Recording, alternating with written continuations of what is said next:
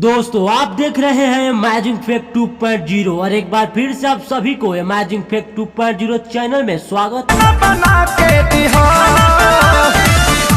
दोस्तों फाइनली जो कल खेसारी जी का गाना रिलीज हुआ था धमाका होई आरा में 2.0, इस गाने पर मात्र 24 घंटा में 5000 रील बन चुकी है।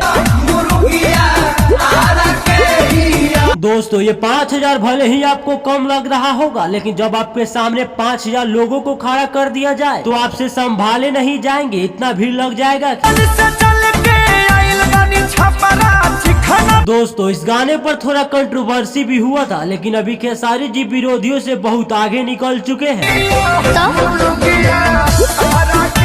दोस्तों खेसारी जी से कंपैरिजन करने के लिए तो बहुत लोग आगे आते हैं, लेकिन रियलिटी यही है कि खेसारी जी के लेवल का कोई है ही नहीं।